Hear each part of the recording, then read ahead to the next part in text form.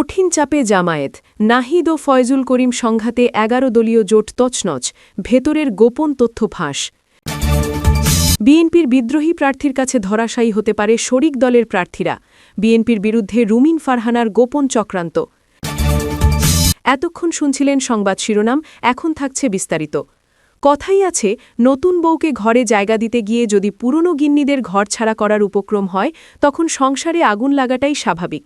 ঠিক এই আগুনের আঁচই এখন টের পাওয়া যাচ্ছে দেশের রাজনীতির অন্যতম বৃহৎ জোটের অন্দরমহলে। জামায়াতে ইসলামীর নেতৃত্বাধীন ১১ দলীয় জোটের অবস্থা এখন তথৈবচ। তারিখটা ৪ জানুয়ারি ২০২৬। আজকে সকালটা শুরু হয়েছিল এক বিশাল রাজনৈতিক বিস্ফোরণের খবর দিয়ে। আপাতদৃষ্টিতে সব শান্ত মনে হলেও জোটের ভেতরে চলছিল এক ভয়াবহ গৃহদাহ। সেটি এখনও বিদ্যমান। এনসিপি, এলডিপি এবং এবি পার্টি, এই তিনটি দলকে শেষ মুহূর্তে কোলে তুলে নিতে গিয়ে জামাই এখন নিজেই শাখের করাতের উপর দাঁড়িয়ে। একদিকে বহুদিনের পরীক্ষিত মিত্র চরমোনাই পীর সাহেবের দল ইসলামী আন্দোলন, আর অন্যদিকে জেনজি বা তরুণ প্রজন্মের সেন্টিমেন্ট নিয়ে আসা নতুন দলগুলো। সিদ্ধান্ত হয়েছে নতুন আসা এই ৩ মেহমান দলকে মোট ৪০টি আসন ছেড়ে দেয়া হবে। শুনতে খুব সহজ মনে হচ্ছে, তাই না? কিন্তু গোলমালটা বেঁধেছে এই ৪০টি আসনের বলিটা কে দেবে তা নিয়ে। জামায়াত খুব সুন্দর করে একটা হিসাব কষেছিল। তারা ভেবেছিল, ভাই ব্রাদার সবাই মিলে একটু একটু করে স্যাক্রিফাইস করলেই তো হয়। জামায়াত বলল, আমরা আমাদের ভাগ থেকে ১৬টি আসন ছেড়ে দিচ্ছি, ইসলামী আন্দোলনও ১৬টি ছাড়ুক, আর বাকি শরিকরা মিলে ৮টি ছাড়লেই কেল্লাফতে। কিন্তু রাজনীতির মাঠ তো আর অঙ্ক খাতা নয় যে চাইলেই রবার দিয়ে মুছে ঠিক করে ফেলা যাবে।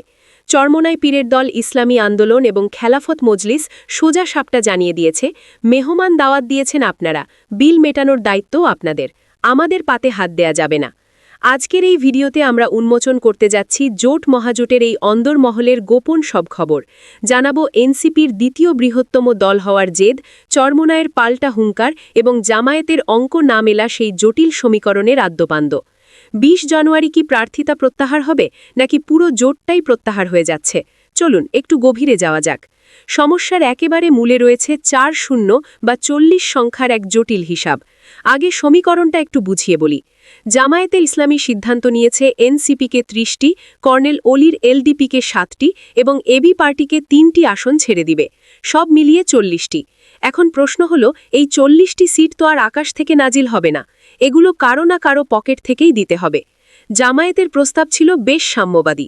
তারা চেয়েছিল সবাই মিলে ভাগ করে এই ক্ষতিটা পুষিয়ে নিতে। প্রস্তাব অনুযায়ী জামায়াতে নিজে ১৬টি এবং ইসলামী আন্দোলন বা হাত পাখাকে ১৬টি আসন ছাড়ার কথা বলা হয়, আর বাকি ছোট দলগুলো যেমন খেলাফত মজলিস, নিজামে ইসলাম, এরা মিলে ছাড়বে ৮টি।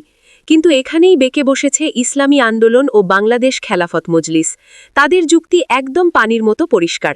তারা বলছে, এনসিপি বা এলডিপিকে জোটে আনার সিদ্ধান্তটা ছিল একান্তই জামায়াতের। আমাদের সাথে পরামর্শ না করে, এমনকি আমাদের আপত্তি থাকা সত্ত্বেও এদের আনা হয়েছে। তাহলে এদের সিট জামায়াত তার নিজের কোটা থেকে দেবে, আমাদের ১৬টি সিট কেন ছাড়তে হবে? ইসলামী আন্দোলনের নেতারা বলছেন, তারা এমনিতেই ৭৫টি আসন চেয়েছিলেন। সেখানে অনেক দল কষাকষির পর সমঝোতা হয়েছিল ৫০টির মতো আসনে। এখন সেখান থেকেও যদি ১৬টি এনসিপিকে দিয়ে দিতে হয়, তবে তাদের হাতে থাকে কি? মাত্র ৩৪টি আসন। দেশের অন্যতম বড় এবং মাঠের রাজনীতিতে সক্রিয় ইসলামী দল হিসেবে এটা তাদের জন্য অপমানজনক। তারা মনে করছেন, তাদের সাইজ করার জন্যই এই নতুন দলগুলোকে মাথায় তোলা হচ্ছে।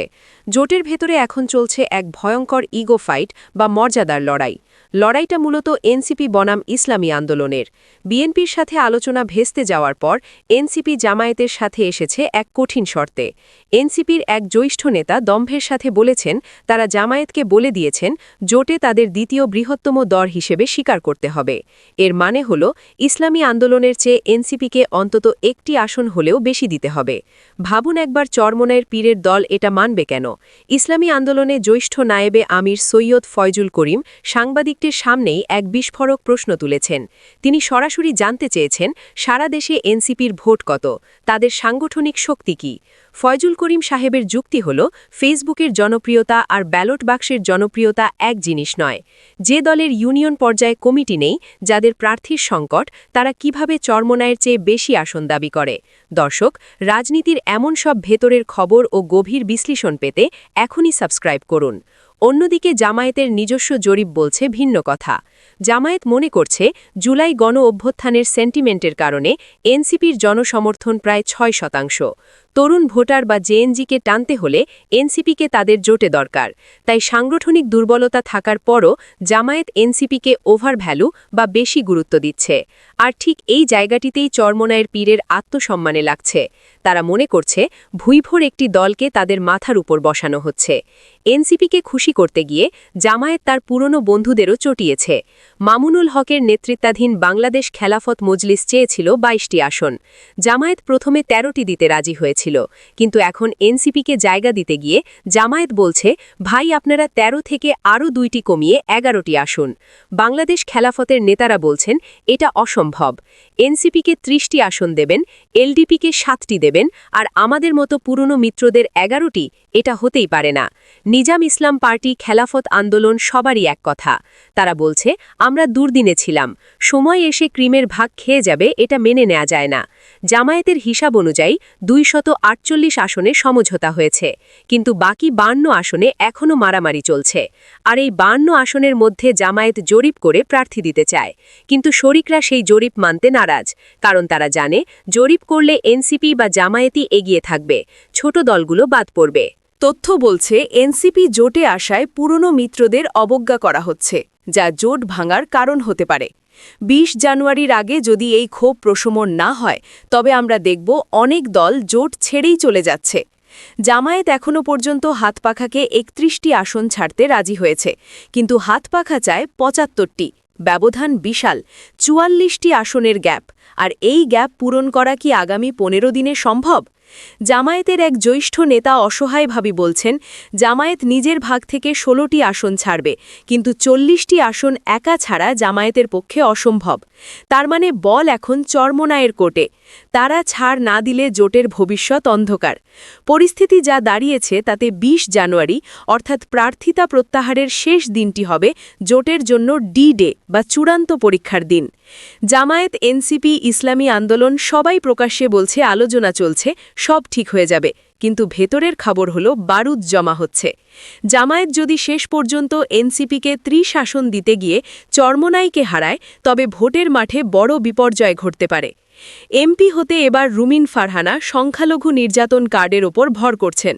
এমনকি তিনি বলেছেন বিএনপি আমলেও সংখ্যালঘু নির্যাতন হয়েছে।